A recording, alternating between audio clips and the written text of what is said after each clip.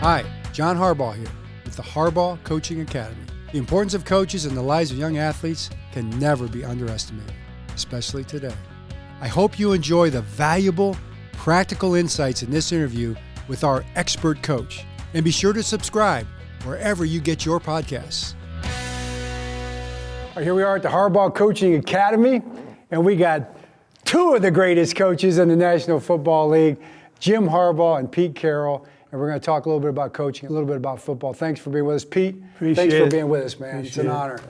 There you go, bud. Yeah. Jim, good to see you again. Coaching is an important thing. You know, coaching matters, Pete, right, Jim? It matters to us. Our dad's a coach. We care about coaches. Coaches make a difference in people's lives. You know, you've been doing this for 6 decades, as you said. Maybe not quite that long, but you've managed an unbelievable accomplishment of being able to connect with players all these years through all these different generations. You're one of the most popular coaches in the game. Players love playing for you. You know, how do you do that? Hey, look, no buttering me up now. We got some ball games to go here. I'm not hearing all that stuff. Coaches have been everything to probably to all of us. You know, since we were kids. You know, influenced us in so many different ways.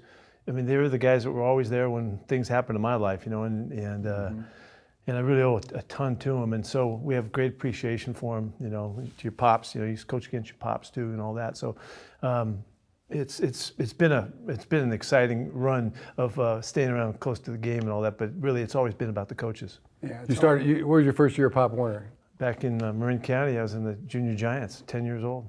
And what got you into football? Was it family, friends? I mean, what? Yeah, just internal drive. As long as I can remember, you know, since a little kid.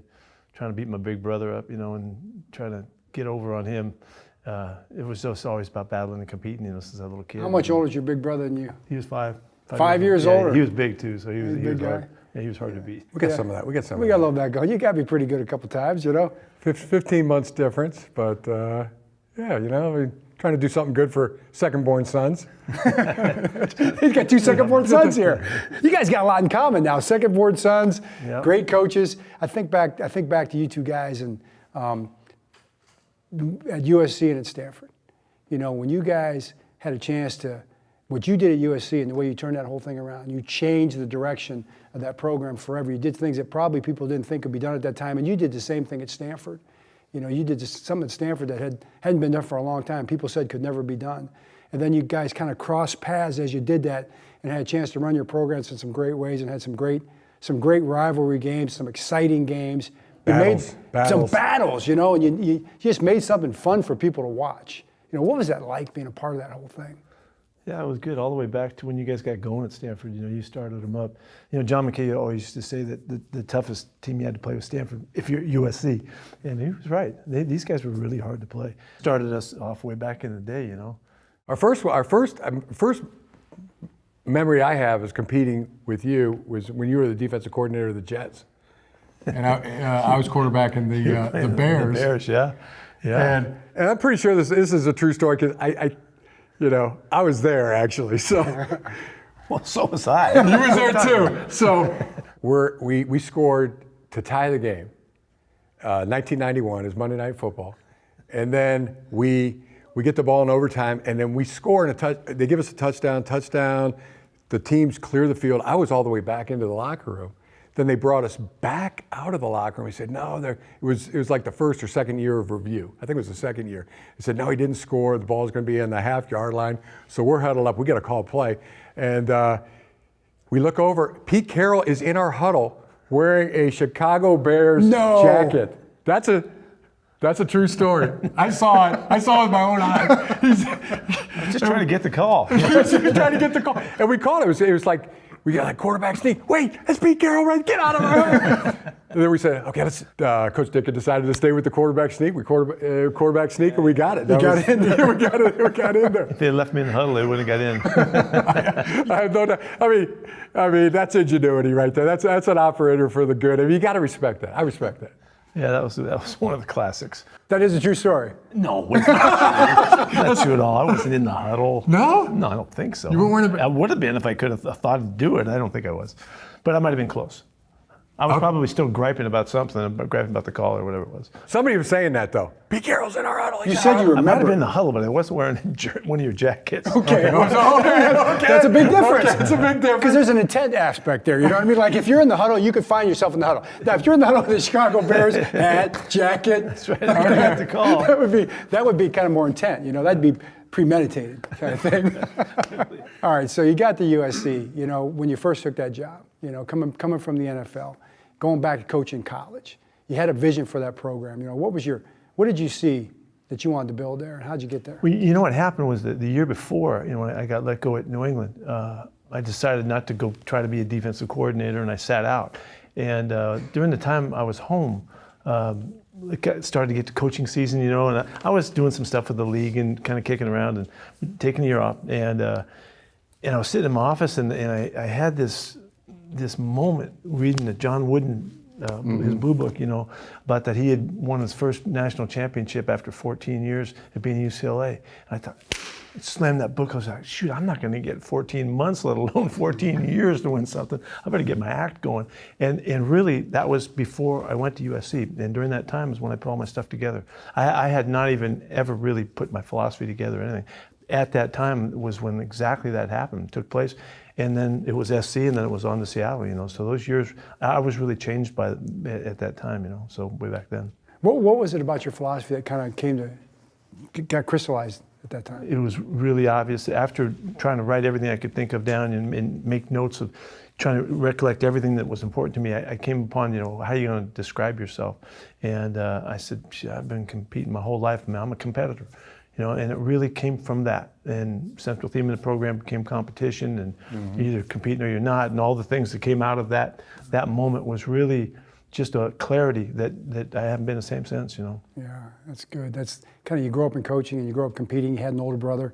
You had an older brother. Yeah. You know, you got to fight for your life a little bit and everything you do, and you just want to win. You want to have fun doing it. How cool is it to have two sons coaching? Yeah, it is really something. It's really good. So it's a huge deal to me because, you know, we need guys on our staff to tell us really what's going on, tell us the truth. Your sons will do that. They don't hold back now. They're hard at it, you know. And you know, you remember Nate? You recruited Nate. He was in my living room. Oh, really? Yeah, back in the day. Yeah, he was recruiting to San Diego at the time. Did you get him? No. He went to USC. But I remember it clearly. Like, you know, Dave Adolph. Sure. Yeah, so I mean, legendary coach. I mean, he's like my dad, Bo Schembechler.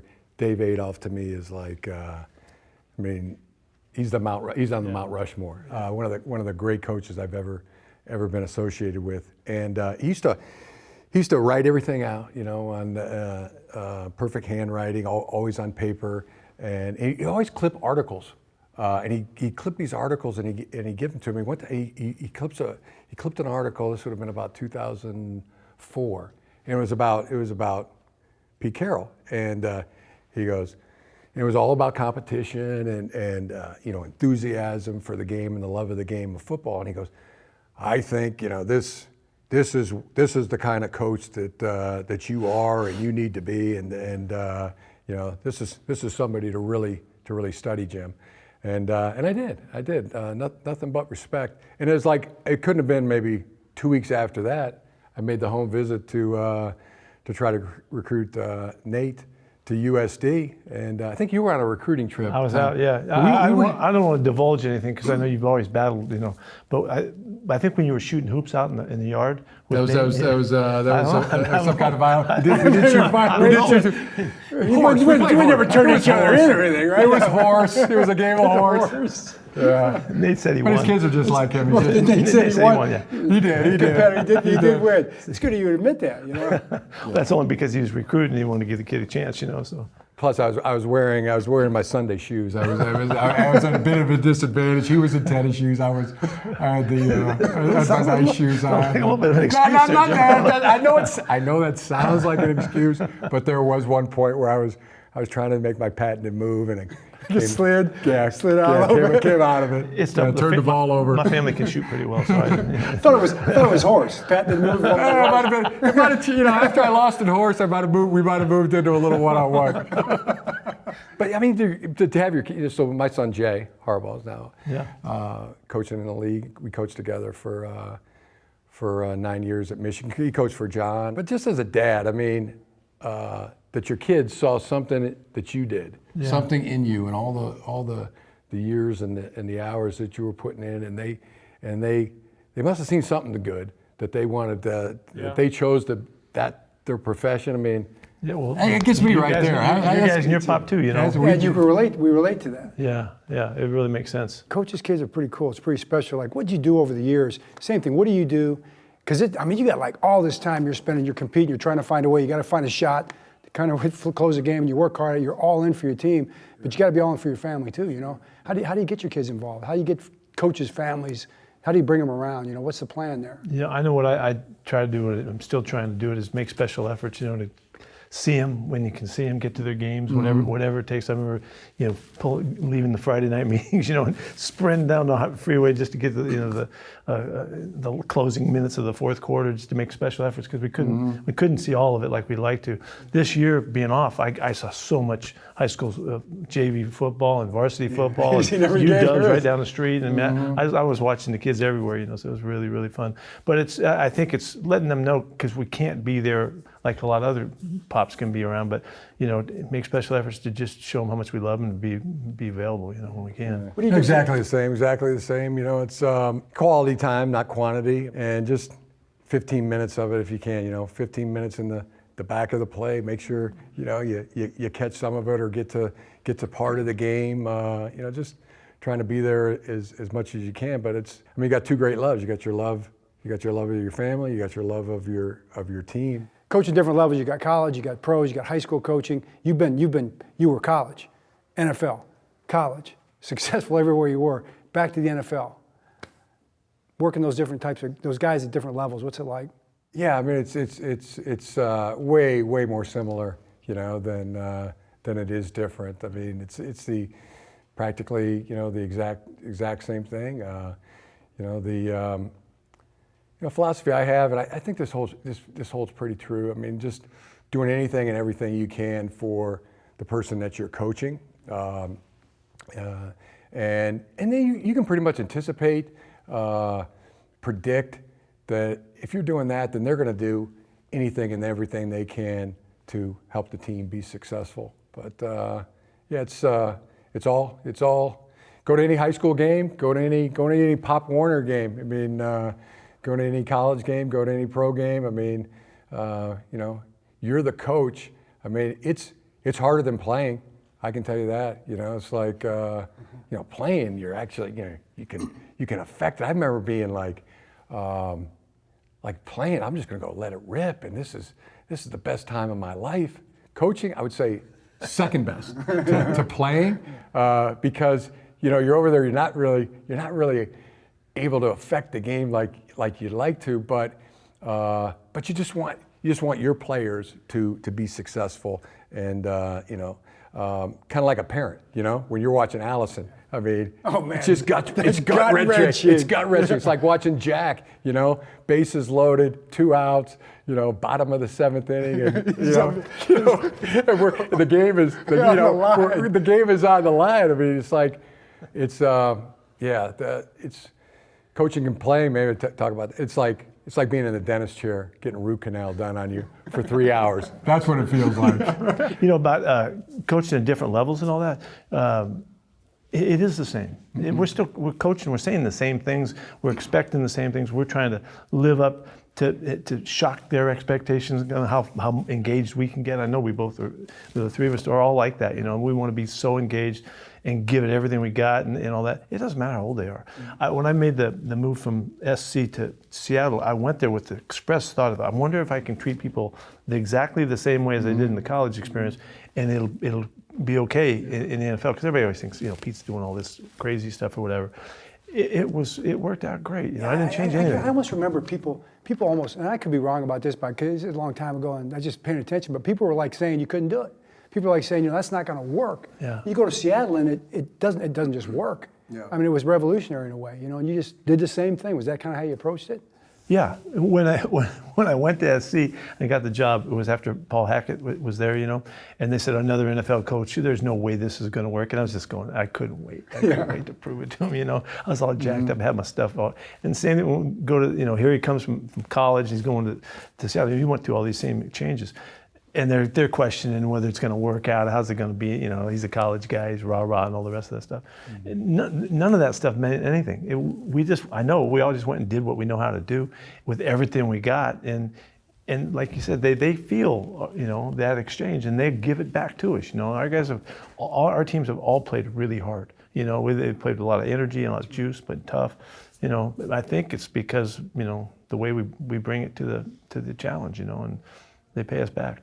Is that the thing when you watch your team play? And I know I feel this way, but like, tell our guys, man, what you see up on that screen right there, and that's your work of art. You're an artist, man. You're a scientist, you're an artist, you're a teacher, you're a lot of different things. But when that tape comes on, how those guys play is really who you are, the job you've done. Yeah. How much pride? What kind of a feeling? What do you want to see in your team when you turn that tape on? How they're playing. Like, what does it look like when it looks like the way it's supposed to look? Yeah. And to me, I guess I got a lot of, I'm a coach, but I'm still kind of a player at heart. I still see it. I see it through that lens. But now I've been coaching so long, I see it more through the coaching lens. But there's a difference. There is a difference between pro and college, and it kind of like I just remember what I needed at that time. When I was a college player. I mean, you just think you're the greatest thing ever, and you come in. I never thought that. You actually got to be good to feel that way, and you were. You were a good player. And you come in, and now you're just slapped in the face with real competition, and you almost got to start out bad. You almost got to start out bad, and that's got to motivate you to, my gosh, I'm not going to be bad. I'm gonna rise up to this challenge and take it on, and then you get good.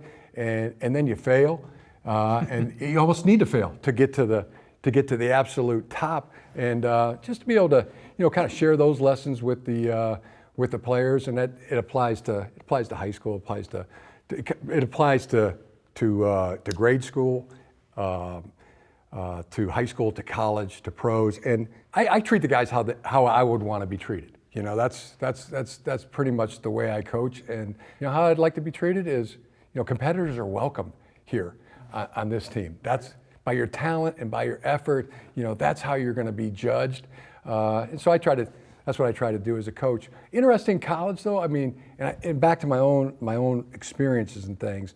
With the college players, sometimes they come in to college thinking they're the greatest thing since sliced bread, and that college is going to be easy. They're going to play. Sure. I'm just going to do my 3 years, coach, and then I'm going to the NFL. I go, well, I mean, let me give you some reality here. It's going to be a fight. You're going to have to work, not just the guys at your own age, but I mean, eventually you play in the NFL. I mean, you're going to have to take a grown man's job away from him. Like I'm here to tell you that it's going to be hard. So, actually, I was trying to get the college guys more in that mindset. Like, I mean. This is going to be a challenge. You're going to have ups. You're going to have downs. You're going to have to, keep pushing yourself. And the pro guys, I kind of want to make it more like this is their football sanctuary. This is their football home. You come here because they're under incredible stresses. I mean, they got family stress. They got their career on the line, and the competition that they have, just to be able to make the team, and then within the league. So try to make it actually more fun for the pro guys, and show the college guys that it's more work.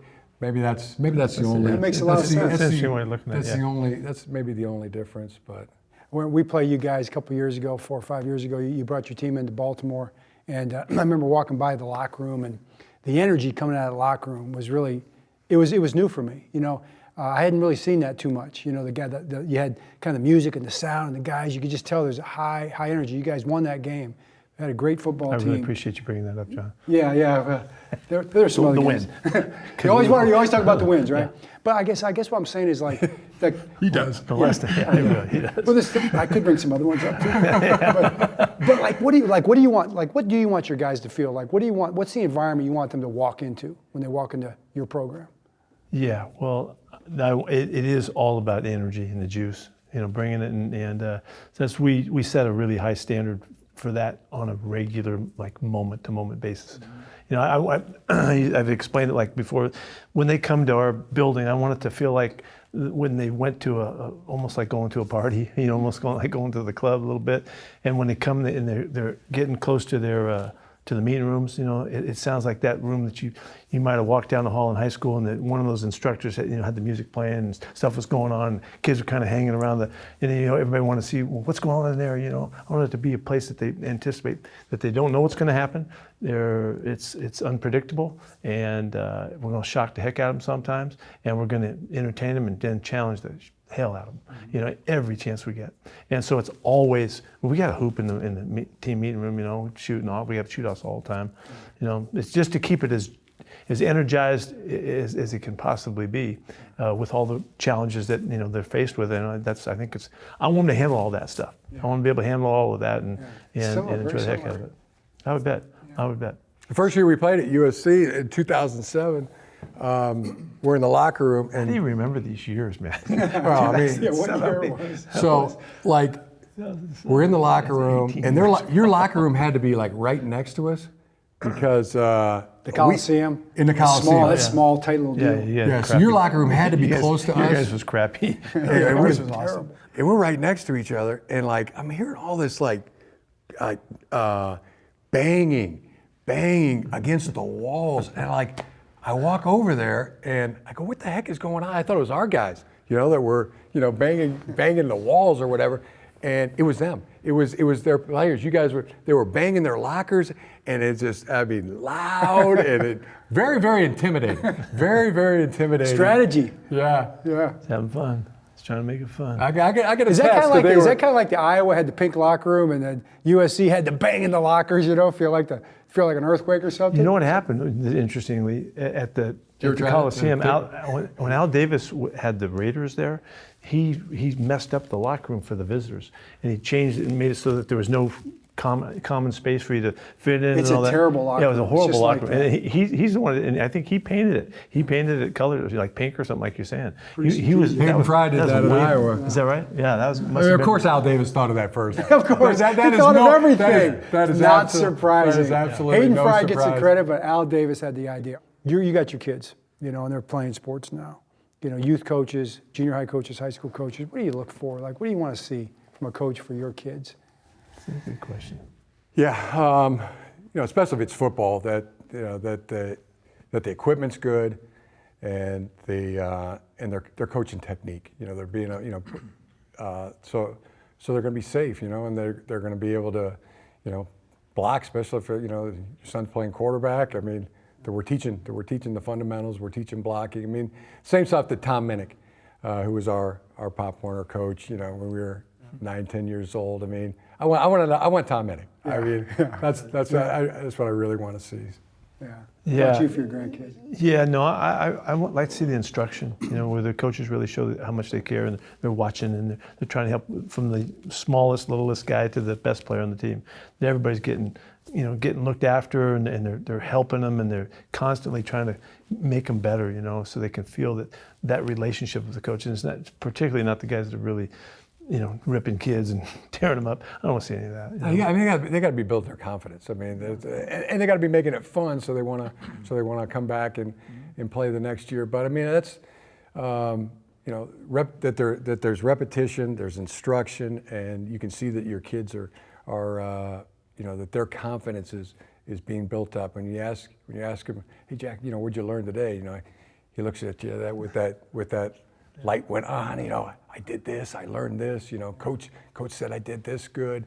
And I need to see the discipline too. Where they get to feel like they're part of something. And we see so much. We're all having enough of our kids, our grandkids now, that there's a lot going on in their world right now. That the team sports give kids a whole different relationship to their friends. Because right now they're doing their screens and they're doing their things and they're separate and they're kind of on their own. And the team atmosphere and the team environment is really, really crucial for development and for development of relationships and working together. And all that stuff's important now. That's such a great point. Keep the game Where going. else do they get that? Like, you don't get maybe getting banned. I don't know. Maybe getting some other things, but sports, team sports, especially football, but really all the team sports, all of them. They get a chance to be a part of something bigger than themselves. Yeah. Then the coach is the one really, right, that makes all that happen. Like, and the way the coach talks to the kids, like if it's your grandkid or your kid or my daughter or whatever, it's like I'm calling sometimes. Even now she's in college, I'm like, what'd the coach say? How the coach talk to you? Yeah. It's so important to the. You can probably remember back all those years ago when you were a college or a high school player, something a coach told you that you remember for the rest of your life that you never forgot, that really made you feel like, I can do something. I can be somebody. No I doubt, see that in the way doubt. you guys coach. I see it in the way you coach your teams and yours too. No, and the way you coach your team too. I mean, sure. that's the kind of I want that coach who's coaching my son or daughter to be coaching them like, they're like a beloved son, like a beloved daughter. And I know that's the way you coach. I coach that way. I mean, because they become like that. And I like to see coaches that are coaching their own kids, and then because they have that connection. I think that's really important. Opposite would be somebody that's just coaching for their own ego, their own self-gratification. Coaching, because they, wonder if somebody's listening to them. I mean, so yeah, the opposite of that. Opposite of a show coach, somebody that's actually coaching because they care about the kids and want to see them be successful. There's a lot we may take for granted. We shouldn't, but we may have taken for granted how much there is to learn being in the team setting. One of the things that I'm teaching as much as I ever have is about being a great teammate, because of what that calls on you to be. Once you realize the best thing I can give my team is to be a great teammate to the guys around me, and that so what does that take? And that's, you care so much for the people around you. You want to help them be as good as they can be too, and that kind of exchanges, it feeds not only the person that you're dealing with, but for yourself. You got to be on your best to help somebody else be on their best. And that whole mentality and sharing of and giving of yourself more, I don't think it happens very much in their lives, just running around and going to school and, again, on the technology that they're using and all that stuff. So it's a huge job that the coaches have. And the job that you guys are doing by giving back right here in this, the production that you put together here, it's enormously valuable, and it goes all the way to the kids, so much so. And coaches have a big impact. Yeah. Coaches have bigger impact on kids than probably other people do in a lifetime, maybe in 1 year. I've heard that said. That's my life. I know that for sure. The good thing, though, I mean, the lucky thing is that I've fallen into this job, this culture with the Chargers. I mean. They've already had great coaches. Justin Herbert, I mean, you couldn't be more of a selfless team guy, hard worker. Derwin James, I know you feel the same way about your players, but this was not a culture that I had to set or build or bring. It just had to, Derwin's like, hey coach, we're here to work and win, and yeah, let's go. I thought it was all you. No. There's those programs where the team takes on the personality of the coach. I'm here to tell you that the Los Angeles Chargers, the coach, is taking on the team of the personalities. That's a fact. I don't know. I don't know. You're not there. You're not there every day. I'm not there every day. You're not there every day. I'm not there every day. You got amazing guys, and I think people probably don't realize all the time, looking from the outside in, is how great these guys are that we coach. I mean, these pro football players, these guys, they care. They work hard. They are team guys. They love their families. They're the ultimate competitors. They love what they're doing every single day. I mean, these guys are guys that are worth. You look up to these people, and I think it's good. It's good if fans and people can understand what great people we get a chance to be around and coach every single day. Yeah, and I give the college coaches a lot of credit. I mean, a lot of credit, because I mean, the colleges are. They're feeding their guys. They're taking. I mean, that was different back in the early 2000s. When you weren't allowed to, and the rules were such that you couldn't. I mean, they give them recovery. I mean, there's so much support at these college programs. I think the colleges are doing a great job developing the players. In every way.